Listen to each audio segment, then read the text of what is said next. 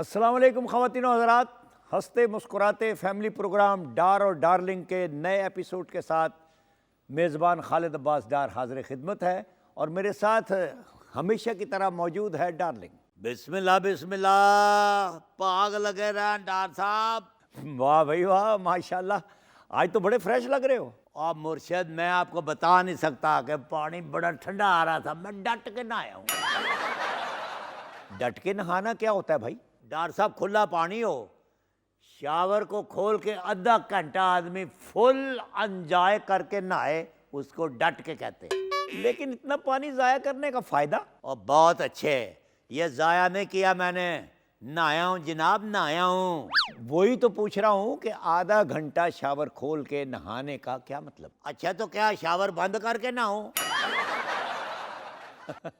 नहीं यार भाई, पानी की पहले ही किल्लत है और इसी तरह हर शख्स जो है आधा घंटा शावर खोल के नहाएगा तो पानी तो ज़ाया होगा।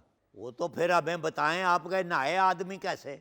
भाई सबसे आसान तरीका तो ये है कि बाल्टी पानी की भरो और नहा लो। तुम्हें पता है शावर से नहाने में कितना पानी ज़ाया होता है? और छोड़ें जी डार साहब, मैंने कई दफ़े देखा है लोग जो शेव करते हैं ना, तो मेरा मतलब है टूटी खोल के करते हैं। शावर तो बड़ी बात की बात है। डार्लिंग, शायद तुझे पता नहीं है कि बेजा पानी के इस्तेमाल से मुल्क में पानी की सतह कम होती जा रही है। अभी गौर करना कि जब कोई फिल्म में शेव करता है तो टूटी खोलने की बजाय कप में पानी डाल के इरेजर साफ करता रहता है। ओ हाँ, मैंने देखा जी, देखा। आप सही कह रहे हैं, सही कह रहे हैं आप। ये होता है महज़ब लोगों का तरीका, लेकिन अफसोस होता है उन लोगों पर जो पानी को बेवजह बहाते हैं, ये भी नहीं सोचते कि कितनी बड़ी नेमत को ज़ाया कर रहे हैं। लो जी डार साहब, आपकी इस गुफ्तगू ने ना मुझे परेशान कर दिया। वाकई लोग पानी बहुत ज़ाया करते हैं, यहाँ तक कि रोज़ घर में गाड़ियाँ भी धोते हैं, पूरी पूरी टैंकी खाली कर देते हैं। ये ज़्यादती है, बल्कि बहुत बड़ी ज़्यादती है। अब देखना, गाड़ी जो है गीले कपड़े से भी साफ़ हो सकती है। आदमी इनसे ये पूछे कि गाड़ी को रोज़ धोने का क्या फ़ायदा? वो डार साहब, इससे भी बुरा हाल करते हैं सर्विस स्टेशन वाले। वो प्रेशर के साथ पानी को मारते हैं गाड़ी पे, कभी नीचे कभी ऊपर, कभी इधर कभी उधर, बहुत पानी ज़ाया करते हैं वो भी। बेटा, यही तो वजह है कि पानी हमसे बहुत दूर होता जा रहा है। पता नहीं क्यों हमें एहसास नहीं होता। लो जी डार साहब, आपकी बातें सुन के ना मुझ पे असर ये हुआ है कि मैं अब एक बाल्टी के साथ नहाऊंगा, चाहे साबुन मुंह को लगा रहे। It's all right. शाबाश, लेकिन बाकी लोगों को भी सोचना चाहिए। डार्लिंग, पानी जो है ना वो फसलों के लिए बहुत ज़रूरी है, पीने के लिए बहुत ज़रूरी है। इसे सोच समझ कर दूसरे कामों में इस्तेमाल करना चाहिए। लो जी, मेरी तरफ से तो आप फिक्र ना करें, मैं आज ही पूरे मोहल्ले में जाके लोगों को खबरदार करूंगा कि भाई पानी ऐसे ज़ाया ना करो, एहतियात से बरतो। डार्लिंग, एक वक्त ऐसा था कि जब हर घर में एक नलका लगा होता था। हाँ जी, हमारे घर में भी था और हर साल इसकी बोकी बदलनी पड़ती थी। मैं भी 15-15 मिनट गेड़ता था नलका, फिर जाके कहीं बाल्टी भरती थी। यार कितना अच्छा तरीका था कि हम ज़रूरत के मुताबिक पानी हासिल कर लेते थे उस नल से। जब से ये टूटियाँ और टैंकियाँ आई हैं ना, इस कदर पानी ज़ाया करते हैं हम लोग, मैं तुझे बता नहीं सकता। हमने हर चीज़ पानी पानी कर दी है।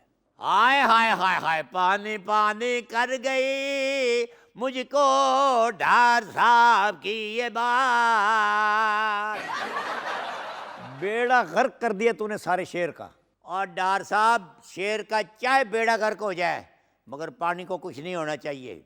हाँ, तूने ठीक कहा भाई। ऑडियंस भी तेरे साथ बात करना चाहती है, इनकी बात सुन। बिस्मिल्लाह। हाँ जी, ऑर्डर लगाएं। डार्लिंग, क्या आप अपने घर में गाड़ी खुद धोते हो? और मेरे पास तो जनाब एक 24 इंच की 2 पहियों वाली गाड़ी है, मैं तो नहर से पानी लेके उसको धो लेता हूँ।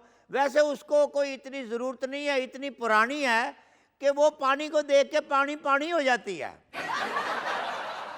डार्लिंग, आपको अभी तक नोबेल प्राइज़ क्यों नहीं मिला? और बस अपनों की तुहानू पता साजिश है। वैसे देखा जाए ना ईमानदारी से तो मुझे 8-10 नोबेल प्राइज़ मिल जाने चाहिए थे अभी तक। लेकिन मैं एक बात आपको बता दूं, कुछ लोग मेरे जैसे हम शक्ल हैं, वो नहीं चाहते कि मेरी ज़्यादा सोसाइटी में इज्जत हो और मुझे कोई अवार्ड मिल जाए। बेटा, खुल के बात करो, ये इशारों में क्यों बोल रहे हो? और डार साहब, आप मेरा मुंह ना खुलाएं। आप अगर चाहते ना तो मुझे कितनी देर पहले ही नोबल इनाम मिल गया होता।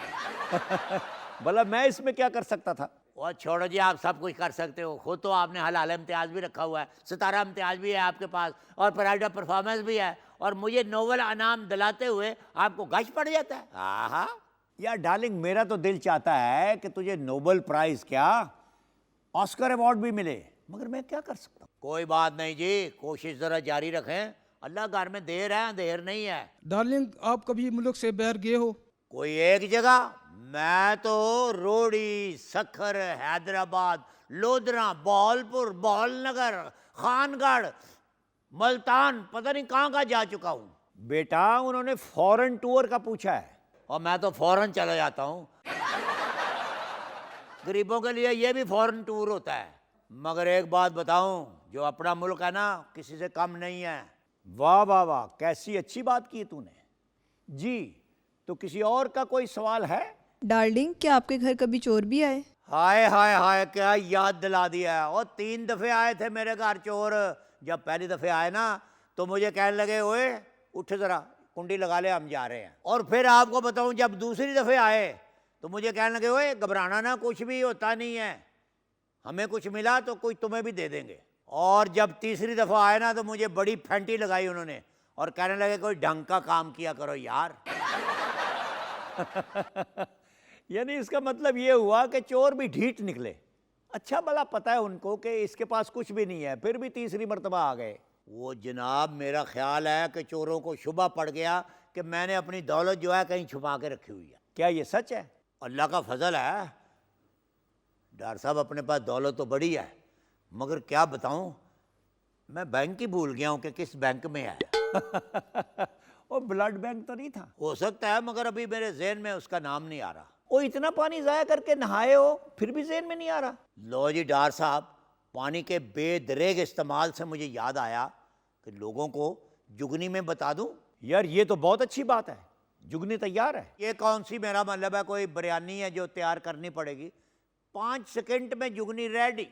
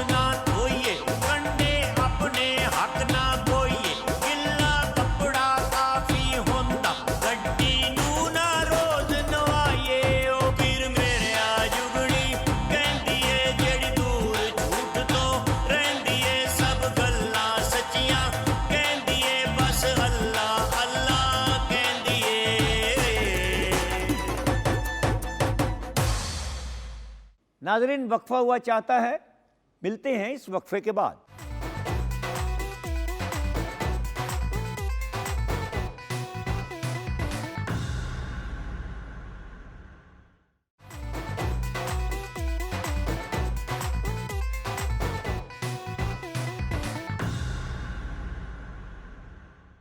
वेलकम बैक नाजरीन। आइए देखते हैं कि आज डार्लिंग के मेहमान कौन हैं। नाजरीन, आज मेरे साथ जो मेहमान हैं, सारी दुनिया में इनका नाम है। बहुत अच्छा काम किया इन्होंने और कर भी रहे हैं, मुल्क में, बाहर के मुल्क में, और हम सब आर्टिस्टों में बहुत प्यार से जाने जाते हैं।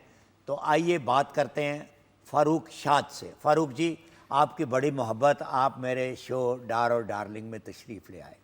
जी, आपका बहुत शुक्रिया। मैं तो इतना प्राउड फील कर रहा हूँ कि आज जिन लोगों को हम देख देख के गाया करते थे, बल्कि मुझे याद है कि एक प्रोग्राम था, उसमें आपने इफ्तिखार ओ इफ्तिखार, जब ये आपने वो किया था ना, तो मुझे याद है कि हम लोग उस वक्त बच्चे तो नहीं थे, लेकिन अवाइल उम्री में थे। हाँ, ये 40 साल पहले की बात जी जी जी, उस वक्त हम लोग उस वक्त से आपके फ़ैन हैं। तो आज मैं ये बड़ा ही अच्छा और प्राउड फील कर रहा हूँ कि मैं आपके सामने बैठा हुआ हूँ। नहीं, आपकी मोहब्बत। आप ज़रा ये बताएं कि आपने कोई हज़ार एक गाना तो गाया होगा, जहाँ तक मुझे इल्म है। मैं अक्सर आपको फंक्शन में देखता हूँ, अक्सर जहाँ पे लोग गाते हों तो आप ना हो, ये कहीं मुमकिन नहीं है। जी बिल्कुल ऐसा ही है कि मैं सन 1990 में पाकिस्तान फिल्म इंडस्ट्री में आया, हाँ, और 90 से लेके तकरीबन ऑलमोस्ट आज तक मैंने कोई मेरा ख्याल 150 से ज़्यादा मूवीज़ में गाने गाए हैं, और पाकिस्तान के सारे बड़े म्यूज़िक डायरेक्टर्स के साथ, और पाकिस्तान की सबसे बड़ी, बल्कि एशिया की सबसे बड़ी सिंगर मैडम नूर जहाँ के साथ मैंने 2 फिल्मों में गाने गाए। अच्छा। और मुझे याद है कि जब मुनव्वर ज़रीफ़ साहब फिल्मों में थे तो हम लोग उनकी फिल्में देख देख के बड़े खुश हुआ करते थे, क्योंकि हमारे पास प्रेजेंट करने के लिए मुनव्वर ज़रीफ़ के अलावा एट दैट टाइम बहुत यानी कि कम आर्टिस्ट थे कि, और मुनव्वर ज़रीफ़ साहब को देख के हम इतना खुश होते थे, तो दिल में दुआ करते कि या अल्लाह, कभी हम भी पाकिस्तान फिल्म इंडस्ट्री में जाएंगे। तो मालिक कायनात ने मेरी वो दुआ कबूल की और मुझे मौका मिला फिल्म पुत्र मुनव्वर ज़रीफ़दा में। अच्छा। जो कि फैसल ज़रीफ़ मुनव्वर ज़रीफ़ के उनका बेटे थे। बेटा, जी जी, उसमें मुझे मैडम नूर जहाँ जी के साथ खड़ा होने का मौका मिला, और मैंने 2 गाने मैडम नूर जहाँ के साथ गाए। इस तरह मैं थोड़ा सा उसका वाक़या, मैं उसकी जो समझ ले एक्साइटमेंट है ना, वो मैं बताता हूँ। जी जी। कि जब मेरा गाना मैडम नूर जहाँ के साथ रिकॉर्ड हुआ, अब्दुल्ला चिली साहब ने वो लिखा। अब्दुल्ला चिली साहब को अल्लाह जन्नत नसीब फरमाए। उन्होंने वो गाना लिखा, और म्यूज़िक डायरेक्टर थे मुश्ताक अली साहब। अच्छा। तो जब मुझे पता चला कि मैं मैडम नूर जहाँ के साथ गाना गाऊंगा, तो आप मेरी एक्साइटमेंट का अंदाज़ा नहीं लगा सकते कि एक एशिया की सबसे बड़ी सिंगर के साथ अचानक से मुझे गाने का मौका मिल रहा है।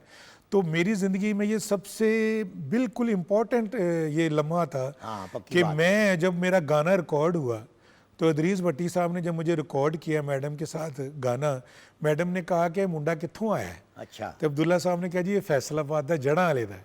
अच्छा। तो उन्होंने कहा कि अच्छा माशाल्लाह। फिर उन्होंने मेरे यानी कि इस तरह मुझे थपकी दी, और मुझे समझ लें कि ये अप्रिशिएट किया, और वो थपकी जो थी है वो मुझे तकरीबन 150 फिल्मों में ले गई। ज़रा ये फरमाइए कि आप ये इस फील्ड में कैसे आ गए, गाने वाली में किस तरह फैसलाबाद से आप आए हैं? जी जी जी। तो मतलब ये गाना क्यों आपने चुन लिया कि ये मैंने गाना है और ये काम करना है? एक्चुअली मैं जब पढ़ता था बीकॉम में, 86-87 की बात है, तो मैं बीकॉम जब मैंने किया तो वहाँ पे एक मेरी ज़िंदगी में अगस्त का जो महीना है वो बहुत ज़्यादा मायने रखता है। वो इस हवाले से कि वहाँ पे एक नेशनल सॉन्ग सिंगिंग कंपटीशन हुआ, वहाँ पे हमारे कॉलेज लेवल पे ना, फैसलाबाद में अच्छा। गवर्नमेंट कॉलेज ऑफ कॉमर्स में मेरा वहाँ पे हुआ। तो मैंने वो अपने कॉलेज में वो मुकाबला जीत लिया। एक नगमा था, मिल्लत का पासमां है मोहम्मद अली जिन्ना, जो कि पीटीवी से नशर हुआ करता था। मसूद राना साहब गाते थे। मसूद राना साहब जो हैं वो मेरी रूह में समाये हुए हैं।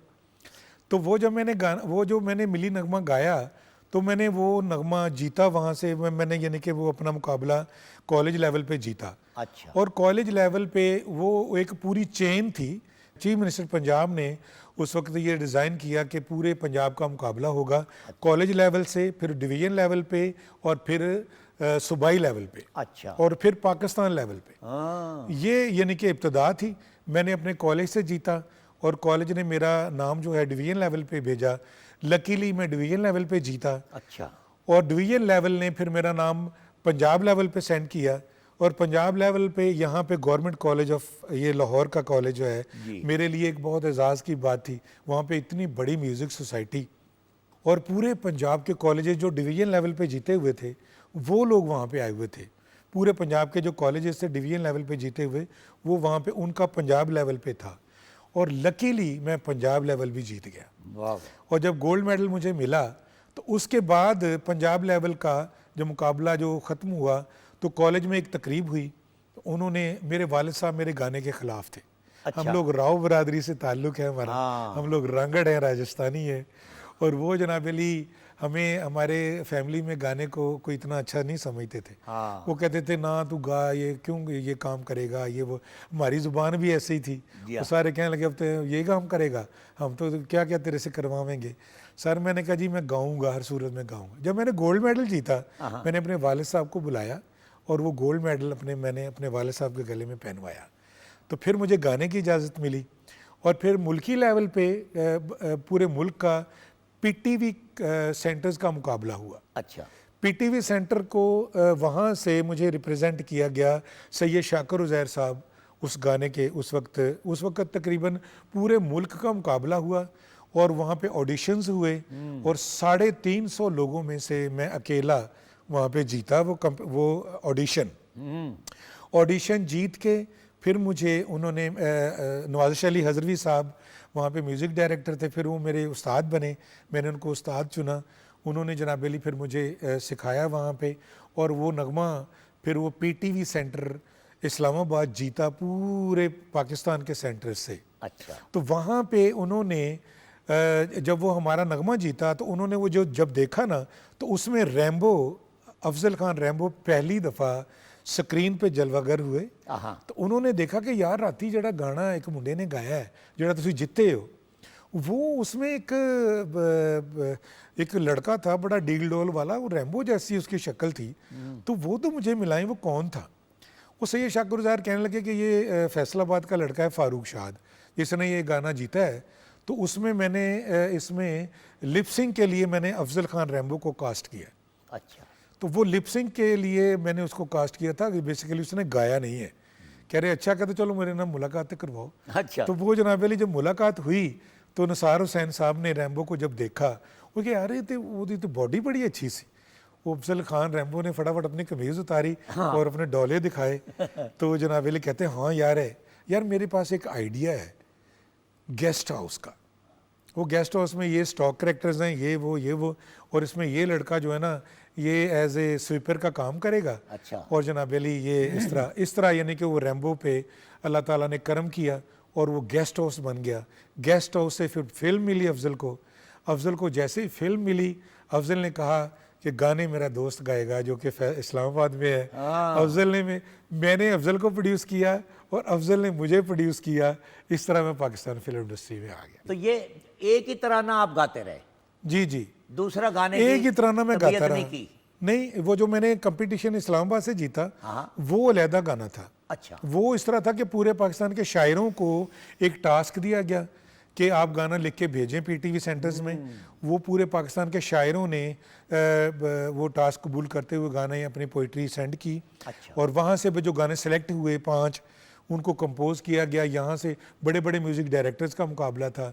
कराची से अलहदा था, लाहौर के बड़े म्यूज़िक डायरेक्टर्स थे, इस्लामाबाद से नवाज़िश अली हज़रवी साहब ने उसको कंपोज किया।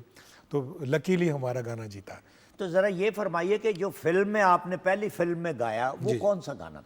वो था, मुझे एक अभी उसकी स्थाई थोड़ी सी याद है। बनाए मैं हीरो हीरो हीरो, बनाए मैं हीरो, नहीं करना कोई कम, दम दमा दम दम, दम दमा दम दम, दम दमा दम दम, दम दमा दम दम। ये मेरे लिए एक बहुत लकी स्टेप था कि मैं इस्लामाबाद से at that time I was music teacher. मैं म्यूज़िक टीचर था सेंट्रल गवर्नमेंट का। मैं स्पेशल बच्चों को म्यूज़िक टीच करता था। अच्छा। और इस वक्त मेरे क्रेडिट में ये भी बात है कि पंजाब लेवल पे जो ब्लाइंड बच्चों को म्यूज़िक का सिलेबस है वो मैंने तरतीब दिया है। अच्छा, माशाल्लाह। तो वो ये- ब्रेल सिस्टम में, हाँ हाँ, ब्रेल सिस्टम में हमने वो काफ़ी सारे म्यूज़िक टीचर्स थे, उसमें मेरी जो वो थी ना, समझ लें सरपरस्ती में वो म्यूज़िक टीचर, वो जो ना म्यूज़िक सिलेबस तैयार हुआ। तो ये अब तो आप उधर नहीं जाते होगे। नहीं, अब फिर मैं पाकिस्तान फिल्म इंडस्ट्री में आ गया, मेरे पास टाइम नहीं था, फिर मुझे जॉब छोड़नी पड़ी। अच्छा, फिर वो लाइनें लग गई फिल्मों की। माशाल्लाह। 10 साल तो मेरे पास टाइम नहीं था। मुझे याद है कि 10 साल में 4-4, 5-5 गाने रिकॉर्ड करा के मुख्तलिफ स्टूडियोज़ में जाके, कभी वहाँ पे रिकॉर्ड करके वहाँ से रिकॉर्ड करके वहाँ, यानी कि टाइम ही नहीं था कोई। यानी कि 10 साल में कोई ऐसा महीना नहीं था कि मेरी फिल्म रिलीज़ नहीं होती थी। नाज़रीन, फ़ारूक साहब हमारे पास अभी हैं, मिलते हैं एक मुख्तसर से वक्फे के बाद।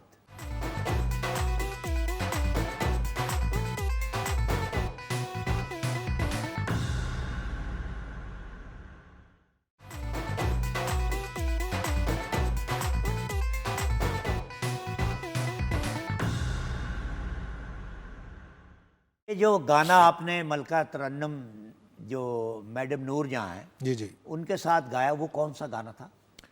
वाह। उसमें मुझे याद है कि अब्दुल्ला चिली साहब ने लिखी इसकी स्थाई अंतरा। मैं आपकी नज़र जी करता जी हूँ। जी। चांदनी चांद से होती है, सितारों से नहीं। मुहब्बतें किसे होती है, हजारों से नहीं।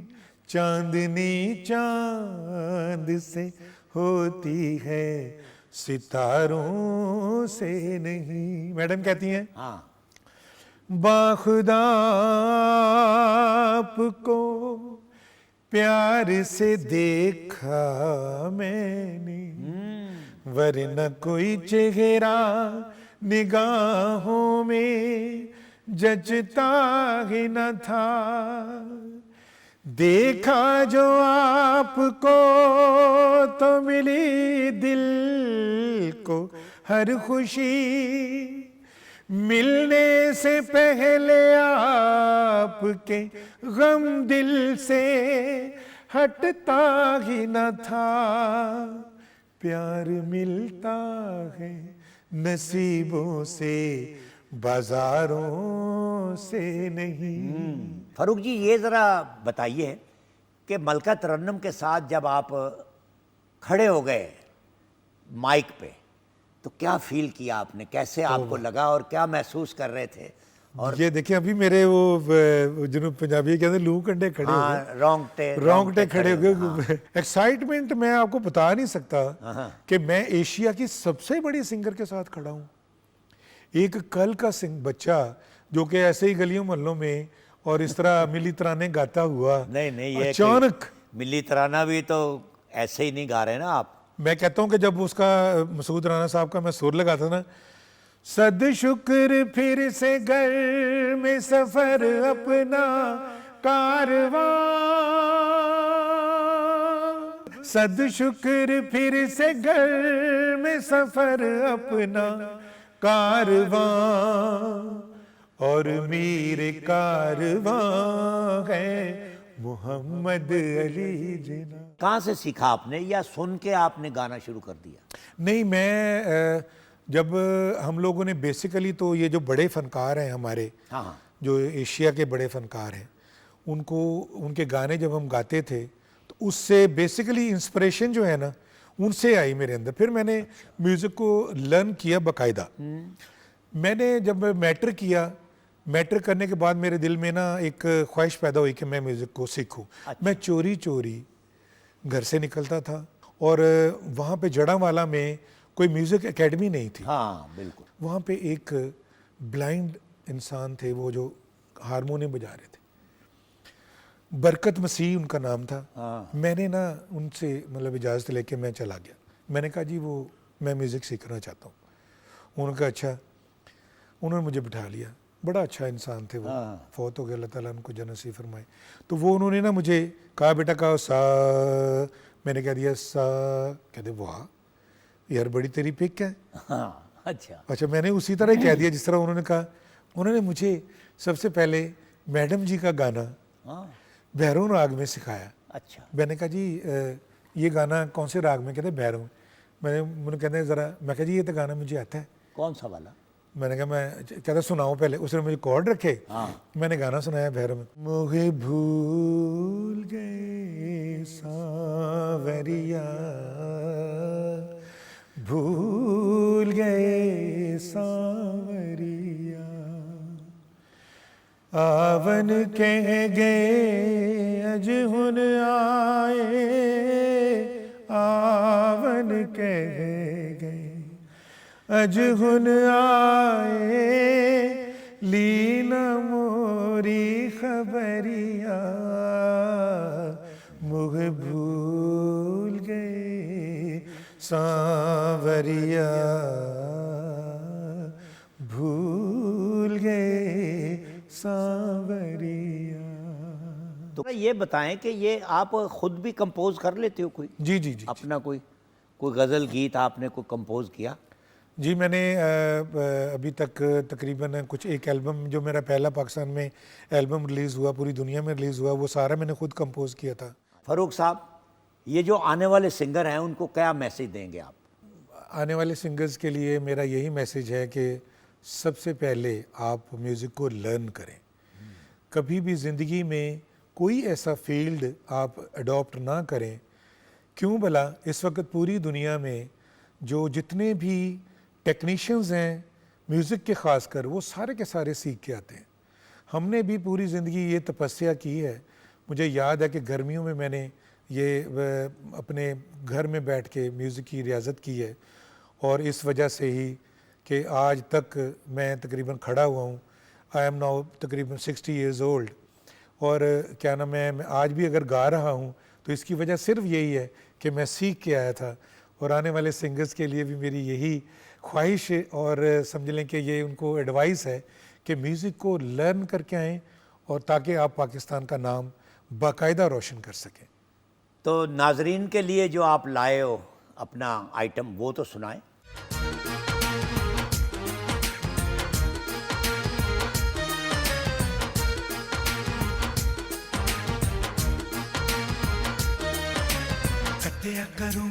कत्या करूं तेरा रूं, मैं सारी रात कत्या करूं।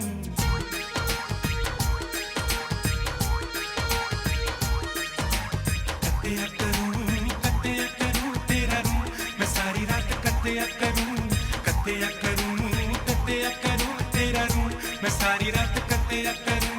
दिल की धक धक विरद करे, तेरा दिल को मिले सुकून। कत्या करूं तेरा रूं, मैं सारी रात कत्या करूं। कत्या करूं तेरा रूं, मैं सारी रात कत्या करूं।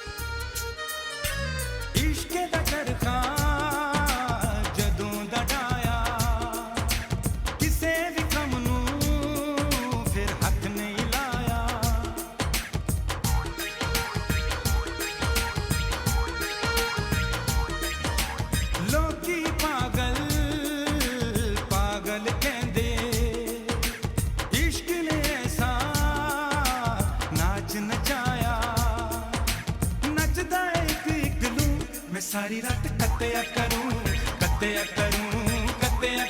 तेरा रूं, मैं सारी रात कत्या करूं। दिल की धक धक विरद करे, तेरा दिल को मिले सुकून। कत्या करूं तेरा रूं, मैं सारी रात कत्या करूं। कत्या करूं तेरा रूं, मैं सारी रात कत्या करूं।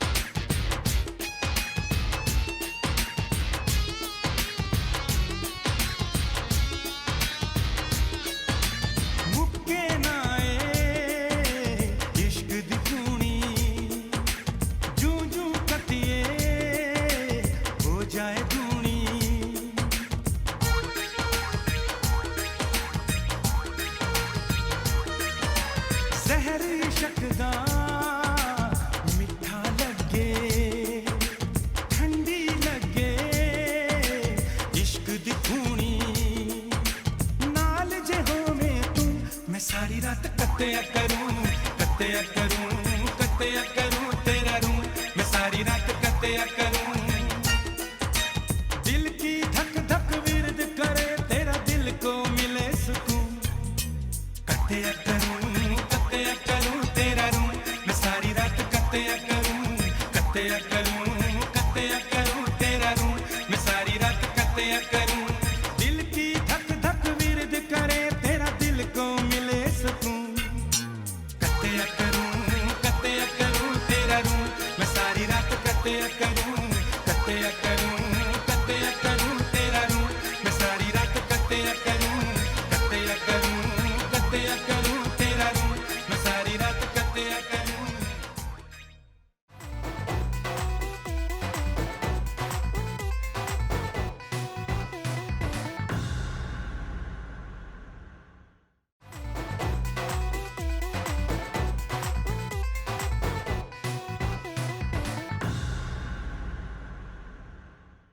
वेलकम बैक नाजरीन।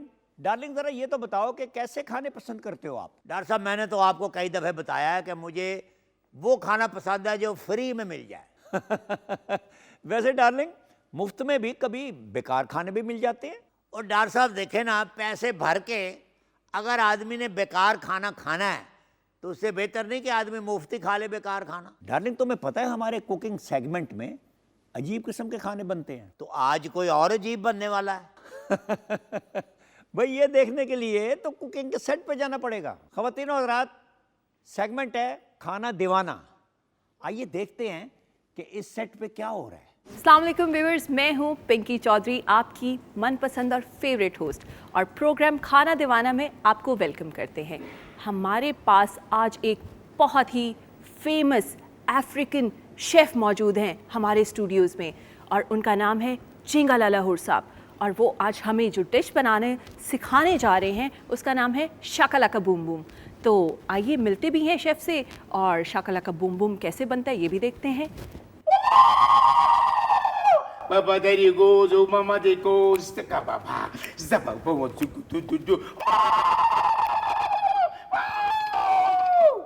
नाज़रीन, मैं आपको ये बता दूं कि ये जो शेफ़ हैं ना तो इन्हें उर्दू आती है और ना ही इन्हें इंग्लिश आती है। हम इनसे इन्हीं की ज़बान में बात करने की कोशिश करेंगे, और अगर हमें बीच में समझ नहीं आएगी तो मैं थोड़ा थोड़ा तर्जुमा कर दूंगी।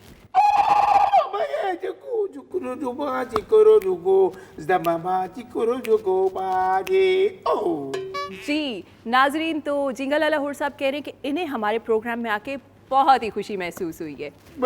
तो बढ़ते हैं आज की रेसिपी की जानिब। जिंगा लाला हुर साहब, ये क्या रेसिपी बनाने जा रहे हैं हम? सर आप कोई हलाल डिश बताओ।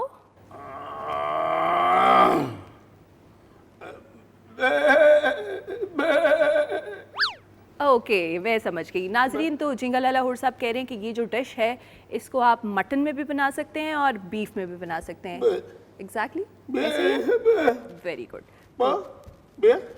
तो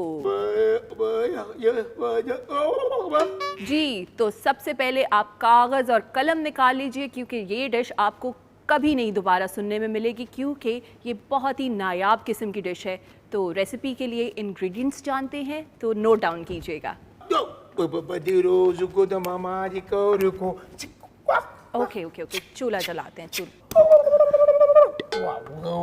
जिंगा लाला हुर साहब, मुझे बताएं कि इस रेसिपी के लिए कौन से इंग्रेडिएंट्स चाहिए होंगे? Well, there will work.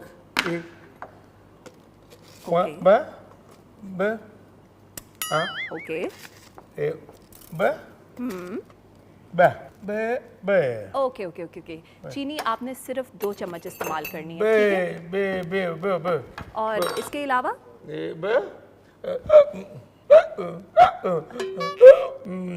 Okay okay okay. तो अब हम इसमें डालने जा रहे हैं पानी। कितना? आधा किलो पानी। आधा किलो पानी।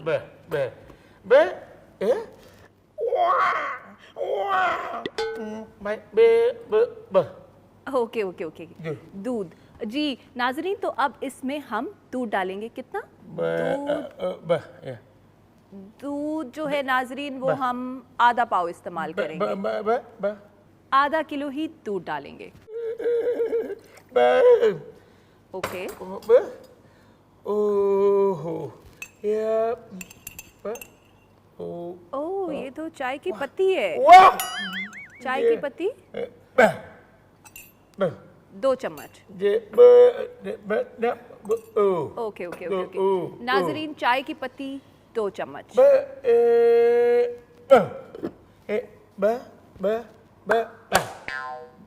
5 मिनट। 5। ओके, 10 मिनट के लिए हम इसे बंद करके जी गोरी को न मामा जी करो गो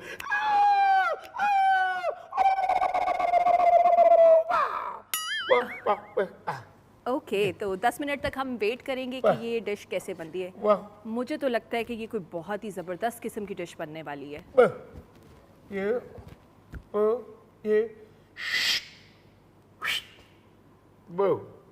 Okay. चलिए अब हम मिक्स करते हैं इसे। गुड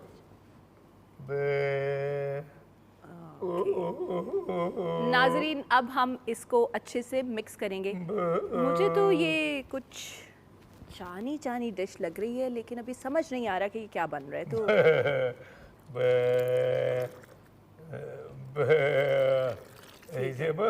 ये का ये 5 मिनट और हम इसे रख देंगे। ठीक है। बस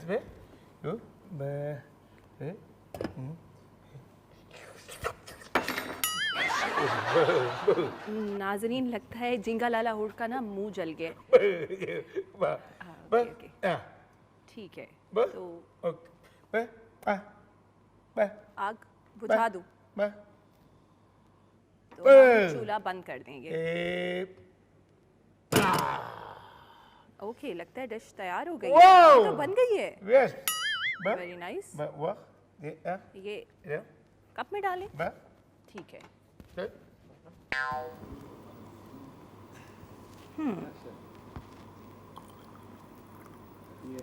चलें अब इसे टेस्ट भी करते हैं।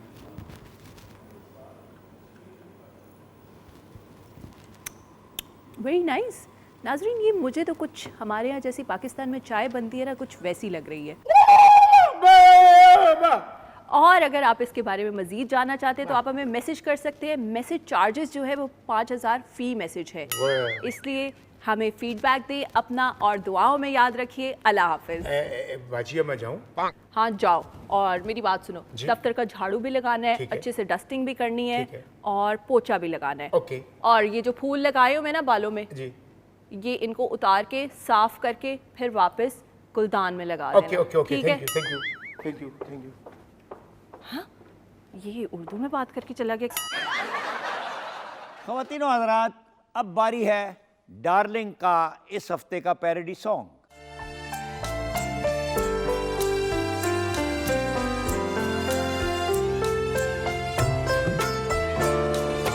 और मिलकर अहद करें, रोकेंगे कमी हम पानी की, जाया न करेंगे यूं ही से, ये बात बड़ी नादानी की।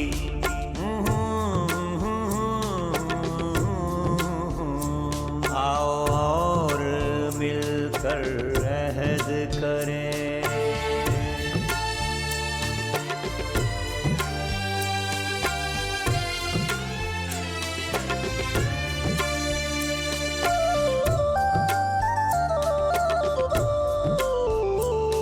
पानी से ज़राअत चलती है, पानी से ज़राअत चलती है, और मुल्क की मईशत फलती है, फलती है। इस बात को दिल से सुन लेना, इस बात को दिल से सुन लेना, ये बात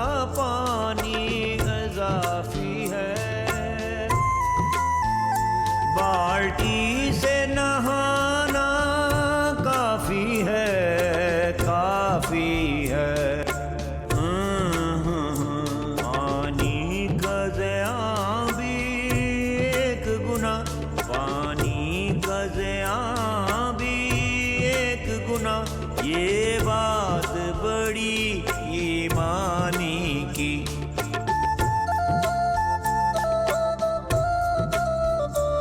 और मिलकर अहद करें, रोकेंगे कमी हम